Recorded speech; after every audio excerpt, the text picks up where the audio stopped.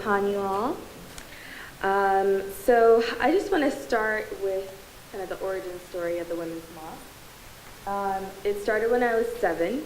I made a secret dua, or a prayer, to God, and I was inspired by this concept of Sadaqah Jariyah, which is the charity that keeps on giving after you've left the earth. So at this young age, I had decided that my Sadaqah Jariyah was going to be building a mosque before I died.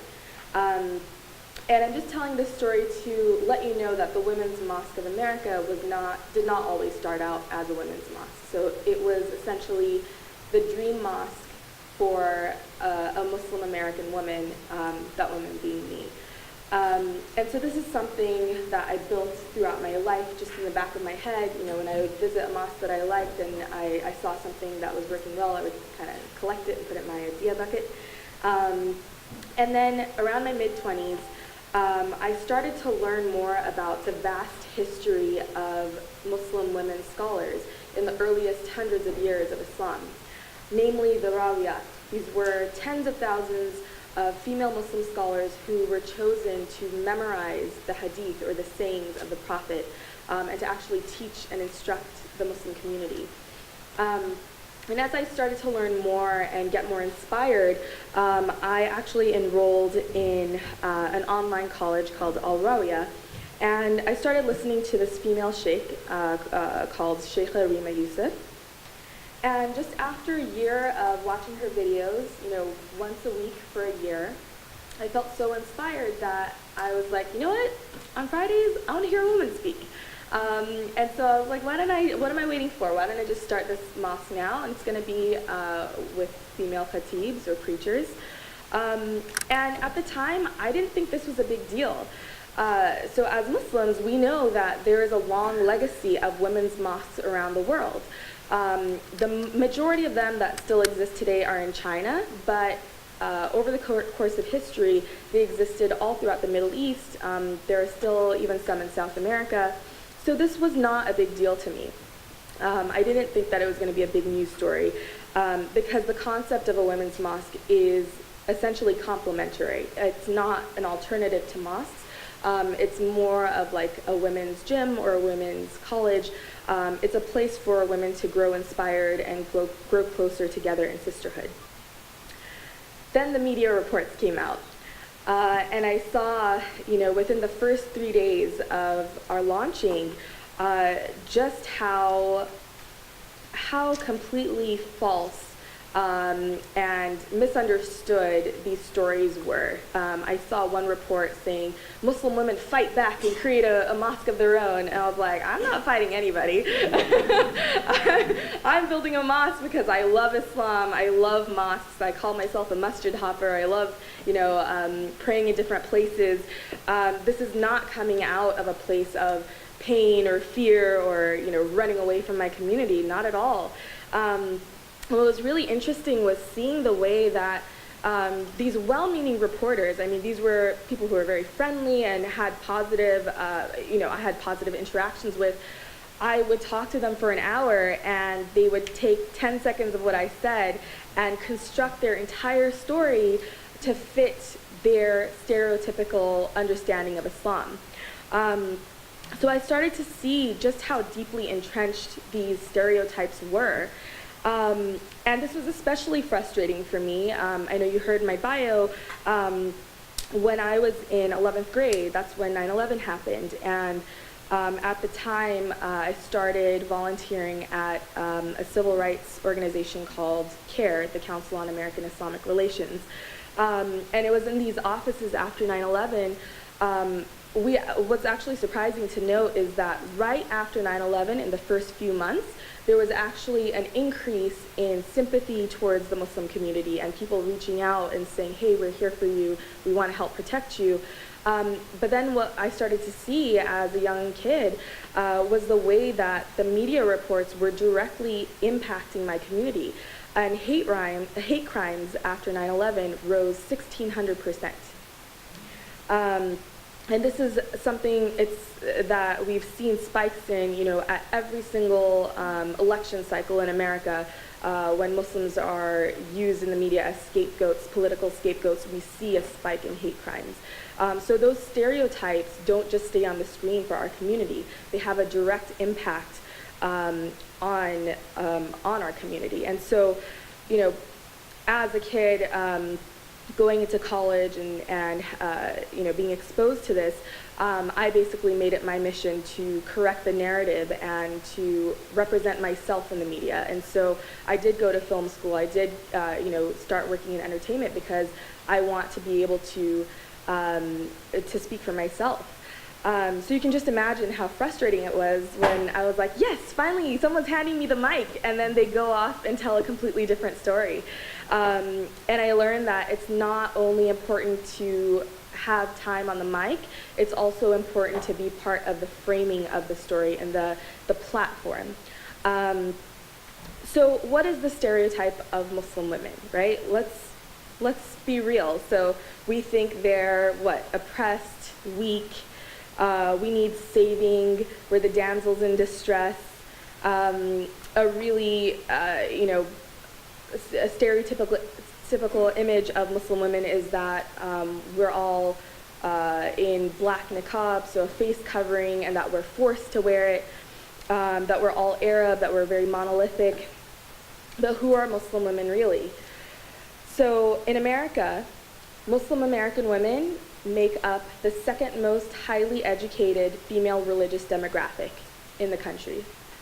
The women who do wear headscarf, so not even talking about the face covering, only 30% of Muslim women wear a headscarf, and of those, the majority of them are proud to wear it. They're doing it of their own choosing. Nobody is forcing them. And yes, there are some countries that have oppressive rules about female dress, but if you actually go into the history of what's going on in those countries, like for example in Iran and in Afghanistan, those are two countries that forced women to wear a headscarf. If you go back 50, 60 years, the opposite policy was in place, where Muslim women were not allowed to wear a headscarf. So that should show you that these oppressive rules that we're seeing are not a reflection of the religion. They're a reflection of petty politics and using women as pawns in these political maneuvers. Muslim women are diverse, as the Muslim community is one of the most diverse, if not the most diverse religion in the world and in the United States. And only 30% of Muslims are Arab. The majority of Muslims in America are either black or white. Muslim women are strong, and we speak for ourselves. And so this is the model that we've created at the Women's Mosque, where we're not only speaking for ourselves, we're controlling the platform. We're not waiting for permission. We're not waiting for someone to get our story right. We're taking matters into our own hands. So in this experience of opening up the Women's Mosque, I learned a few things. I learned how deep these stereotypes are. I also learned that the solution is to share the platform with those underrepresented voices. So if you find yourself in a position of privilege or power, share the platform, just like you are today. I think you guys are doing a wonderful job here at handing us the mic and handing us the opportunity to frame our own story and our own narrative. And lastly, and most importantly, we all need to educate ourselves. Not just non-Muslims, but Muslims too.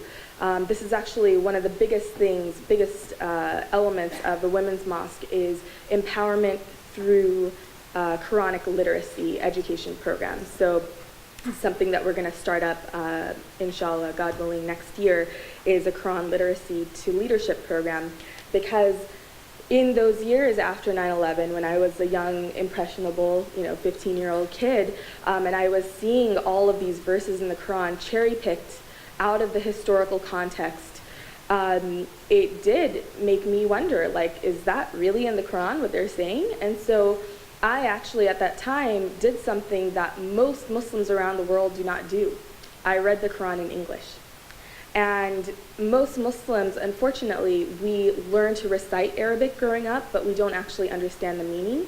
And sometimes we're told that, oh, you shouldn't read it in English because you won't honor the text. You need to actually learn Arabic before you can approach the meaning. But I just wanted to see for myself what was in it. And what ended up happening was I was able to see the difference between culture and Islam, between people's parents' rules versus what Islam actually teaches. I was able to see not only what was in the Quran, but what was not in it, and that was very powerful. And so I want to end with a verse, and this is chapter 33, verse 35. And the story behind this verse is very interesting. I have the latest iPhone 4S. It can do the internet. So the story behind this is very interesting. Basically, a woman came to the Prophet Muhammad, peace be upon him, and she asked him, why in the Quran does it seem like God is only talking to men? Why does it not mention women?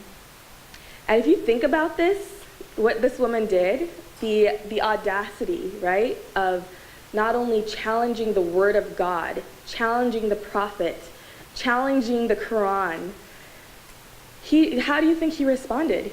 Did he tell her, oh, you're being too sensitive, stop it? Did he tell her like, oh, yeah, true, this is something that's, maybe a problem, but we have bigger issues, bigger fish to fry?